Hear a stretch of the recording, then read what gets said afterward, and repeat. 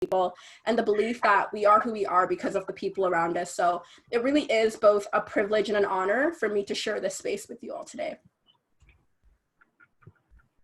So before we get started or go a little deeper, I really want to share with you all some of my favorite things about Hamilton. I haven't gotten a chance to really just gush about Hamilton in a while, so I'm really taking this in stride. So just 4 of my favorite little Hamilton things. First off is Bayfront Park on Canada Day. Obviously finding parking sucks, but the fireworks display at the end of the night is usually a nice way to just help me to forget about all that. Secondly, I love going out for pho. So if you see me, feel free to say hello from a reasonable distance of at least 6 feet. I'm always down for a conversation. So if you're looking for me, that's always a good place to start. The next one is Roma Pizza, which I honestly didn't know was a Hamilton thing until I left Hamilton and I had to explain why anyone would eat pizza without cheese. But I will forever be grateful to Fortino's for supplying all those elementary school parties. And then last off is Art Crawl on James Street. Granted, it's not likely to happen for a while. It's great to be in a city that actually tries to elevate and showcase the diversity in the art and culture of the community.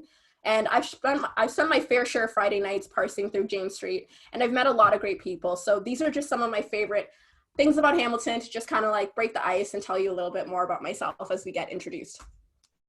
So a little bit more about who I am. So when I identify myself, or when I think of who I am, I think of myself in a lot of different ways. I'm like someone wearing a bunch of different hats. So I'm a Christian, I'm a daughter, I'm a friend, a student, recently taken up running. I ran my first 10K last week, which was awesome. I'm loving it.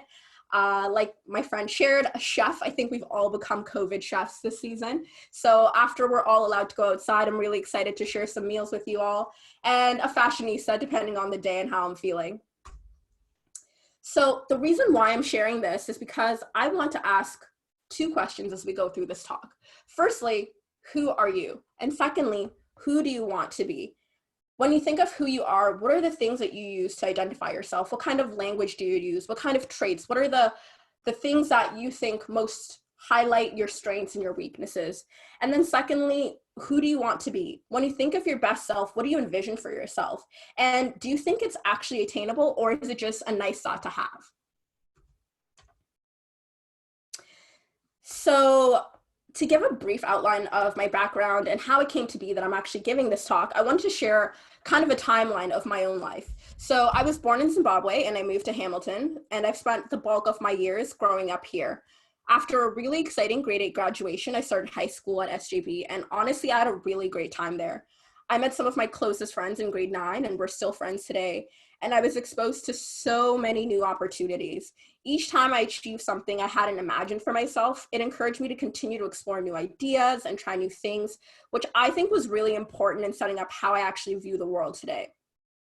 After high school, I decided to go to U Ottawa with one of my friends, Lizelle, who was chatting about being a public servant earlier, and it was really great. I got my bachelor's in health sciences, and if any of you are interested in discussing that at all, I would be more than happy to connect with you after this call and explore that. But long story short, I graduated and I decided to take my talents across the pond, and I'm working towards my MD. Unfortunately, due to COVID, I've been brought back home, which is not all bad, but I did have plans to travel, and I actually had a ticket to go to Barcelona like the next week after the pandemic kind of got out of hand. So there's a lot that kind of happened, not just for me this year, but I think for everyone. So yeah, I'm back home locally, but I'm working towards my MD. And so when people see that timeline, it can be really easy to assume that it's been a linear kind of progression. People can only see where you begin and where you end up, and the rest is kind of filled in with assumptions. People don't see the disappointments, they don't see the distractions, they don't see setbacks, which make our journey more complex than a simple straight line. If you think about it, you can sit and stare at a tree all day, every day, but the moment you take your eyes off it is when you actually see the growth. I think that's kind of how people tend to view things like an overnight success. I've had so many experiences that I thought would never allow me to progress past a certain point. I failed more times than I can count, but I think that has allowed me to learn much more than I would have if I just stopped trying. I think everyone can relate that they have their own plans for 2020, but sometimes life comes at you in situations that you honestly couldn't even begin to think of. But ultimately, what matters is that somehow you're able to make it from point A to point B. So rather than me sharing a fairy tale with you, I figured it would be more impactful if I actually shared a real life example of a challenge I faced. So right here, you can see an actual screenshot of my actual grades for my actual university transcript. So at one point, my performance was extremely inconsistent. In high school, I always just relied on being quote unquote smart. So when I came in with the same approach in university, my performance rapidly decreased. I no longer thought of myself as being smart or capable, and I kind of learned to be content with simply passing until, as we can see, I ultimately didn't. For me, this was a real wake-up call because I knew if I didn't make some sort of change, things certainly wouldn't improve, but they could actually become worse. So I decided I would make a change. In the moment, I didn't know what that change was going to be on a day-to-day level, but I decided to make an honest effort. To my surprise, my experiment worked so well that I decided to make the leap and try for medicine. And I'm really proud to say that in my first semester of medical school, I was able to achieve Dean's List grades. So it can be hard to be motivated when you don't believe anything can come of it. I think in light of the recent events and the protests which have sprouted across not just Canada or the US, but many countries, it feels like there's a seismic shift in the changes that people believe are actually tangibly possible. As a Black youth, it can be challenging to strive for impact when there's systems in place that slowly whittle you down. Despite the racial discrimination which pervades not only our country, but our world, I love being Black, and it is an inseparable part of who I am. And that's not just physically, but that's mentally, emotionally, and culturally. When we think of who we are and how we define ourselves, the things that we can change and the things that we can't, how do these things shape how we set expectations for ourselves? When you look at the available data, it seems that having to deal with racism causes stress on minority youth, which can actually impact how they perceive their abilities. While there is an upward trend of mental health concerns across most populations for a variety of reasons, underlying feelings of despair and a lack of hope can actually be onset by lived experiences. And there was a study that actually looked at Black and Latino youth and found that students' performance was actually impacted by racialized stressors. And so the two major stressors that students reported was perceived discrimination and stereotype threats. So to briefly kind of explain what perceived discrimination is, it's the perception that you'll be treated differently or unfairly because of your race. For me, growing up, I was often one of the only Black students in my classes. And although oftentimes nothing actually happened to me or there was no blatant unfair treatment because I was Black, there is that knowledge or there is that awareness that I am different from others. And for some students, that can come with added stress, which can impair their ability to actually succeed or be at their best. Secondly, a stereotype threat, and this is the stress of actually confirming negative expectations about our race or ethnic group. And there's extensive evidence to show that when students have kind of adopted a stereotype that they underperform when evaluated. And so for me personally, as a person of color who's had to live being Black and the connotations that come with that in our world, there are times when I found myself adjusting my behavior just in case that someone could actually associate negative expectations about myself with stereotypes about my greater racial or ethnic group, which can actually be extremely stressful if you think about all the interactions we have on a day-to-day basis. So when we look at the data and we see that students tend to underperform when they believe that they're at risk of being a stereotype, I have to ask, what do you believe about yourself? So I've been going on and on about beliefs for a bit now, and I promise you guys I'm going somewhere with this. So beliefs matter so much because they determine the level of expectation that we give to any given situation. So for example, let's say you get a new job and in the interview, you believe that you're going to be paid $10 an hour. In your first shift, let's say you work for $5 in a fantasy tax-free world. What do you expect to be paid? $50, right? You've worked 5 hours, you're getting paid $10 an hour. So there is an expectation to be paid $50 ultimately. So although this is really simplistic, I think this illustrates that our beliefs shape our expectations. And in doing that, our expectations actually shape our behaviors and our feelings in terms of ordering our steps, and that ends up being a cycle. So in this like schematic that I have going on, you can think of it as you have a negative thought. For example, you think to yourself, I'm a failure, I'll be all alone for the rest of my life. You begin to adopt that thought and it expresses itself as an emotion of sadness, which has its own physical sensations that are associated with it.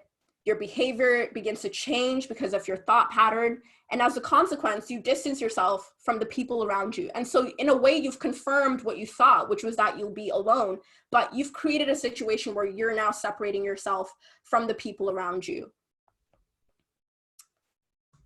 And so while this might sound really nice about how, you know, your beliefs shape the world around you and all that, while that can sound really nice, it may just sound like I'm saying things to make you feel good and encourage you. And while all this is true, these statements are actually rooted in scientific processes. So I don't know if anyone like knows what a scientific experiment or wants to share what that is in like the most simplistic terms. Luckily for you, I can do that for you today. You're in luck. So in a really simplistic way, all a scientific experiment is, it's looking to answer a question. So when we look at clinical research, which is like clinical scientific experiments, it's just a fancy way of testing whether or not a medicine actually works. And when we do that, we use something called a placebo to compare those two things. And so you might be asking yourself, what is a placebo? So a really long time ago, scientists actually figured out that if you get someone to believe that they're actually being treated, they will believe that they feel better. Even when people are given sugar pills and not actual treatments, somehow the perception of receiving treatment causes them to believe that their condition has changed. And so I think this is a really great illustration of how our beliefs go beyond just ideas that we might have about the things that we want to achieve, but practical illustrations of how our beliefs actually shape our minds and the ways that we interact with the world. So now that we understand the power that beliefs have on our human condition, how can we apply that knowledge in a practical way to get from who we want to be or who we are currently and who we want to be? I believe that positive self-talk has the ability to help us more than we realize. And that's kind of what I want to focus on for the rest of this talk. I decided to put these pictures on because I found them a little funny. I hope you laugh too, just to kind of illustrate more of how the placebo effect works. I want to share with you the results from a study which looked at school-age children who were tackling math problems. After EQAO, I pretty much hit my peak in math abilities, so I can very much relate to the little girl in this picture. So in this study that we're looking at, the researchers looked at children who had negative beliefs about their math abilities compared to children who didn't. So what they did initially was they took these children who had negative beliefs about their math and they gave them a math test, and they said, you know what, you do this, and then they analyzed them. And what they found was in the children that had negative beliefs about their math abilities, when they encountered a question that was hard to them, they began to panic. They hadn't even failed the question, they hadn't even attempted the question, and they were already anticipating failing, and that anticipation was stressing them out. So often students think that if you have to put an effort into learning, then you aren't smart. If you have to ask for help, if you have to get tutoring, if you have to look something up, then you don't belong in academic classes. You should be in applied. I think that's the way a lot of people grow up viewing intelligence as either you have it or you don't. And admittedly, that's how I thought about it for a really long time.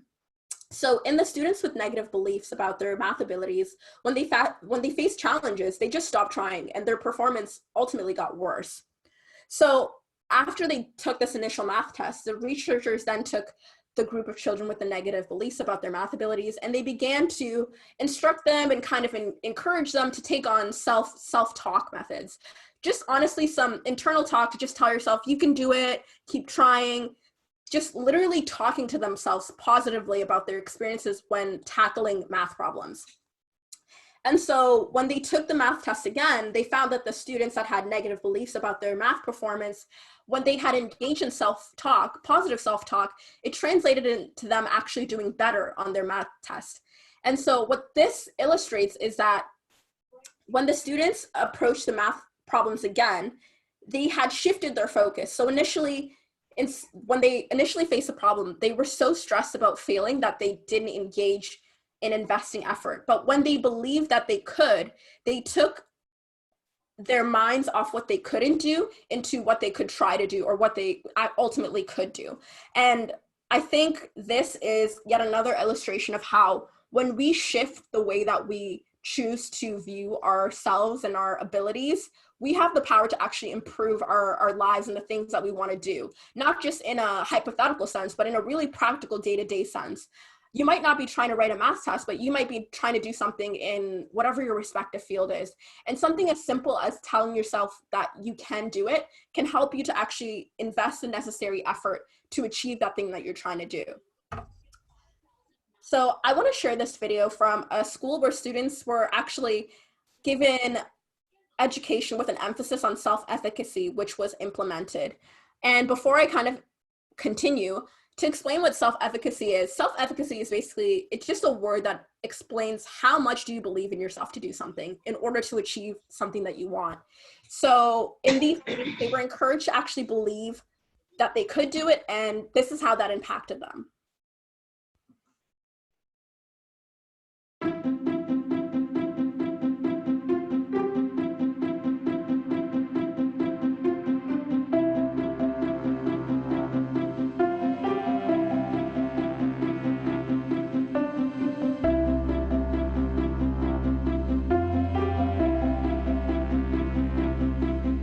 %99 of what you do is mental and 1% is physical. So a lot of it is what you think about yourself.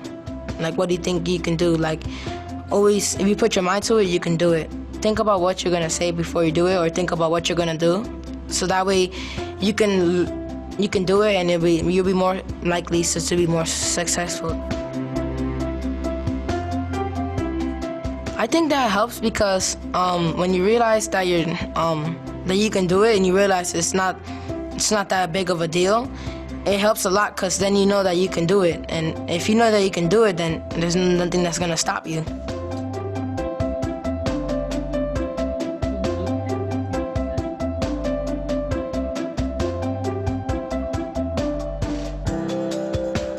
I had a difficult time last year was math, the math facts wouldn't come into my mind as quickly as other people. We were doing reducing fractions. It was very difficult because it was large, and I was going so slow on it. When I learned mindfulness, now I always do mindfulness because it helps me calm down, focus. I go up to the board and I think about it one step by another step. If I get it wrong or incorrect, I always ask the teacher for help, or they just know to help me. They don't tell me the exact answer. They want me to solve it. So I like how they do it because you're actually learning it. And so that's how I'm better at math now.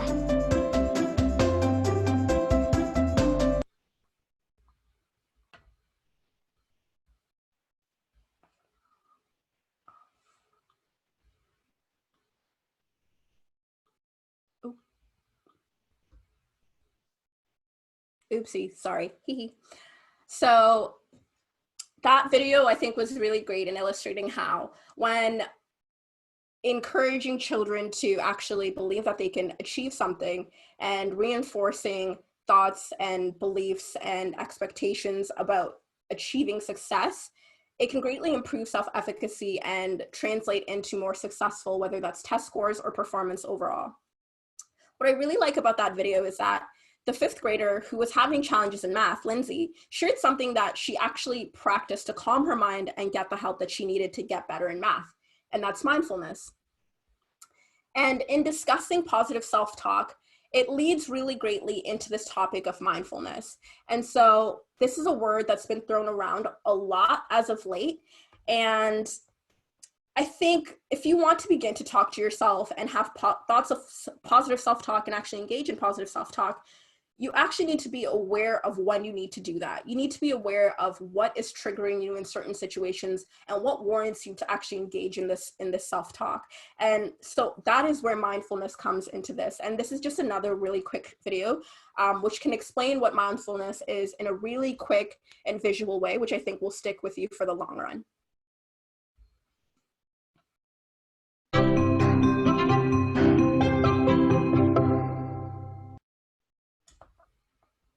You may have heard this word mindfulness. It's become something of a buzz phrase of late. So I'm going to give you one simple, serviceable definition, which is this. Mindfulness is the ability to know what's happening in your head at any given moment without getting carried away by it. Imagine how useful this could be. Just as an example, you're driving down the road and somebody cuts you off in traffic. How do you normally react? I think most of us, we normally react by having a thought, which is, I'm pissed.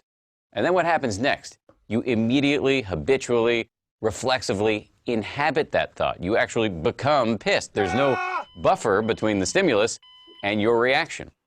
With just a little bit of mindfulness, in that same situation, you might notice my chest is buzzing, my ears are turning red, I'm having a starburst of self-righteous thoughts, I'm getting angry.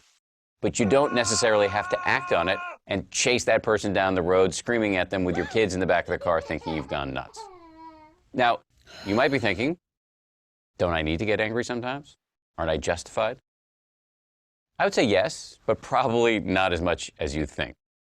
The proposition here is not that you should be rendered by mindfulness into some lifeless, non-judgmental blob.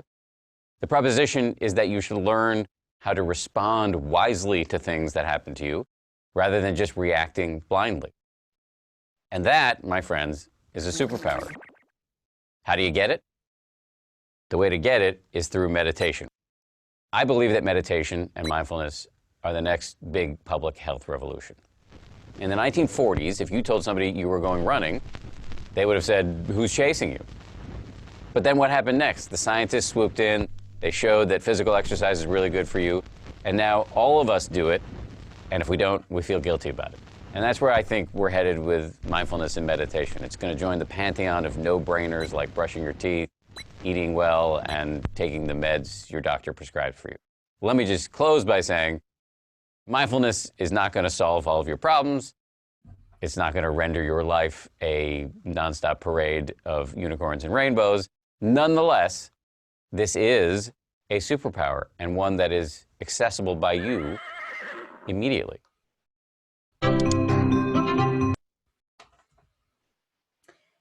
So in discussing what mindfulness and how to actually become more mindful in different situations, it's important to discuss meditation. And I think meditation is such a great tool for a variety of reasons, mainly because of the effects, but also because it's something that's accessible to all of us. You can start immediately and it's free.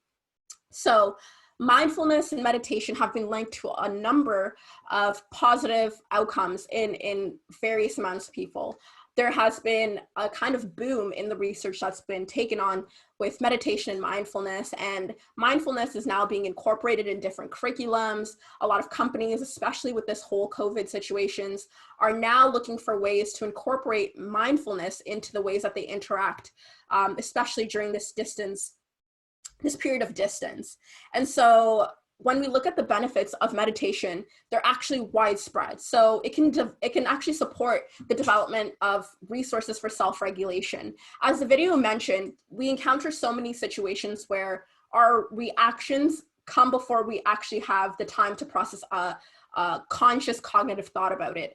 And our lives can become cycles of habit because we're so used to reacting or responding to situations in a certain manner that we don't actually take the time to be mindful and analyze why it is that we're reacting in that way. And so when we take the time to be mindful and to meditate and to reflect on the things that elicit certain responses in us, it can cause us to actually begin to regulate and to modulate when is it appropriate to experience, whether it's anger or sadness or things like that.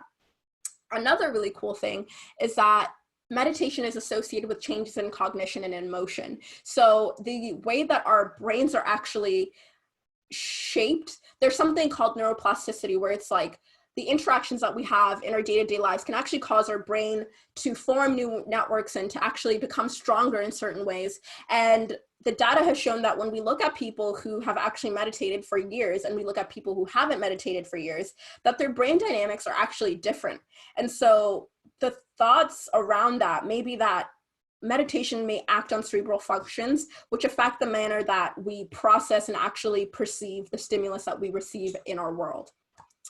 And so it's so crazy to me to think that just by taking time out of our day to just sit in silence or to be still or to just reflect on the things around us, that we can literally change our brains.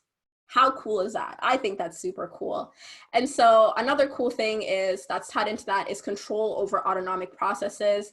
And those autonomic processes are so closely linked to how our physical bodies react to stimulus around us, how we physically react to anger or to disgust or just things that happen in our day-to-day lives, and more practical things like sleep or weight loss, relationships. And there's research going on now to kind of see how meditation and mindfulness are linked to actual physical chronic pain in people who suffer from that. And so a really great thing that I think the video that we watched highlights is that meditation is not going to fix all your problems. It's not going to cure everything under the sun. You're not going to end this call and sit in your room and be in silence for 2 minutes and never encounter a problem in your life. But it might better equip you to respond to the next challenge that you experience in your life. And something that might have been a mountain before may just be an anthill the next time that you experience it. And so now that we've kind of discussed how we can become more mindful through meditation, what are the next steps? There's so many ways to meditate. There's so many types of meditation, and there really isn't a right or a wrong way to do it. Some people sit in silence, some people lay down, some people do yoga. Sometimes I meditate while I run. So there's no really right or wrong way to do it, and that can be really overwhelming, especially if you've never engaged in the practice. So I'm just going to share with you some tools that I think can be a great way to transition into being more mindful and ultimately evaluating how we can become more aware of situations where we can be more kind to ourselves, where we can engage in positive self-talk and ultimately improve our performance in all areas of our life.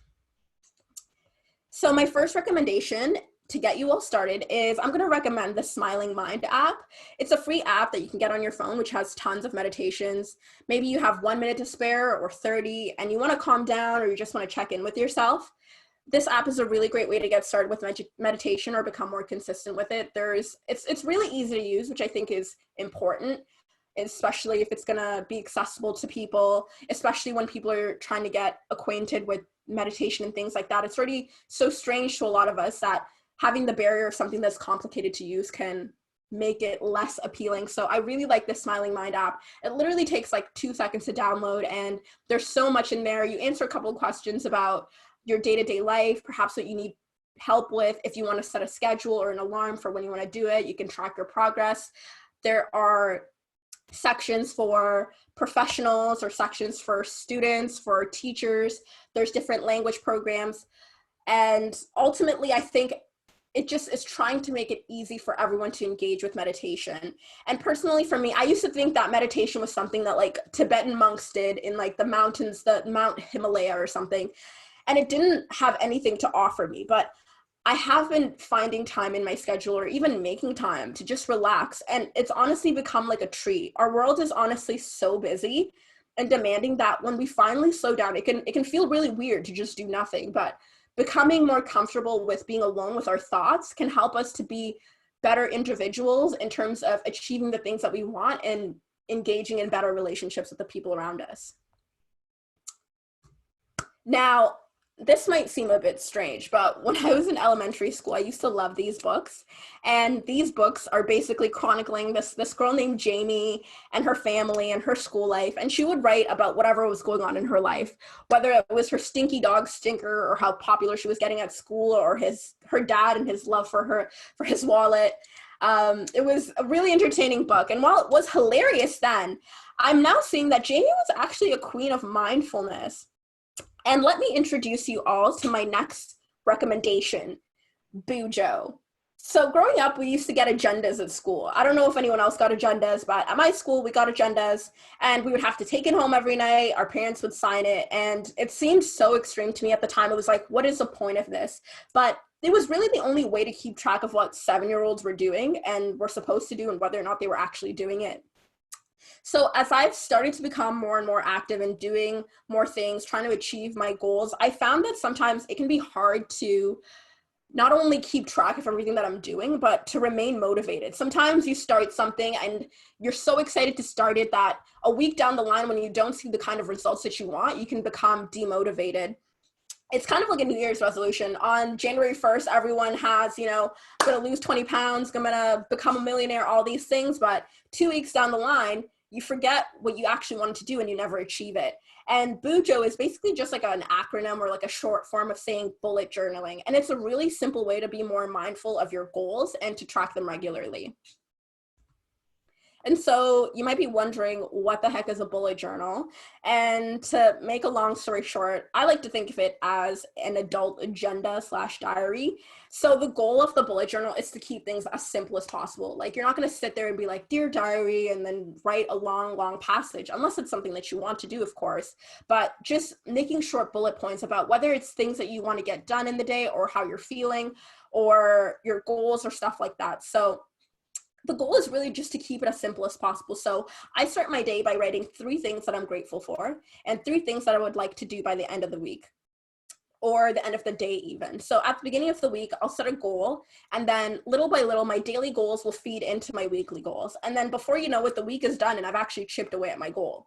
So it's a really simple concept and you can tailor it however you want. Some people get super into it and creative, and you can actually check bullet journal junkies on like Instagram or Google if you don't believe me. But there's some really great ones out there. I like to keep mine simple because I'm not the greatest artist and I don't have 30 hours to spend on, doodling, but it's a really fun way to just keep track of your habits and the things that you want to achieve and to actually visually see the progress that you're making. I think just the sheer task of committing to doing something small and then looking back and seeing what you've accomplished can be really encouraged. And that can actually give us the motivation to keep going when we set our goals. And so as I kind of round off this talk today, I just want to leave you all with a little exercise. I was listening to a podcast, as I so often do, and it was a discussion with a woman who was trying to quit smoking for health reasons and a bunch of different reasons. And she had gone to her therapist, and her therapist had given her this kind of exercise that whenever she had the temptation to smoke, the first thing she had to do was think about what her life would be 6 months down from the line, and then write what she envisioned for herself. What did she believe? What did she want to see for herself in 6 months? And to write that down. And then whenever she got the urge to smoke, she would read it out to herself. And whether or not she actually ended up smoking was not the point. Sometimes she would, sometimes she wouldn't, but she was becoming more mindful of it. And through that, she was able to eventually make steps towards actually quitting smoking. So a little example that I put is for myself, today is December 17th. I finished my semester with Dean's List grades. I am proud of myself for prioritizing my education and making the time to study. I am excited to reward myself during this break. And so I'm still in school. I had classes all day earlier before I came on this talk. And sometimes it's really hard to remain motivated and to want to do the work and to see the point in doing the work when you can't see the result yet. But by having some sort of tangible reminder, it can be a great way to remind ourselves and to continue to be mindful and to meditate on the things that we might not want in this current moment, but that will serve us and benefit us in the long run. So ultimately, don't be afraid to believe in yourself. Think big, think wild, beautiful thoughts about yourself, and dare to believe that you are who you want to be and that you can be that person, because ultimately that really is the first step. Everything that comes after that is just the manual labor part of it, but the actual back end of it, of actually making the decision to go after what you want, is, to me, I think, the most important step. So before I send you all off today, I just want to remind you to be kind to yourself. You might have listened to this talk and thought of things that you want to get done or things that you've tried in the past that you didn't get done. And maybe you want to try meditation, you want to try being more mindful, and you want to try bullet journaling, whatever it is. And you might find that it's not something that you latch on to quickly, or maybe you find challenges or you expected it to change so many things and it doesn't. And change, like we said at the beginning, success is not linear. Things don't happen overnight. So when you have those days of when you lack motivation, when you don't have the energy, when you've bullet journaled all you can and you've meditated all you can and you still don't want to do that thing, like, allow yourself that space. Be kind to yourself. There's a really great thing that I read at the beginning of this pandemic, and that was learn to rest and not to give up. So be kind to yourself. If you need to take a break, take the break off. Let yourself have rest, but when you're ready, pick it up and keep at it, but don't give up.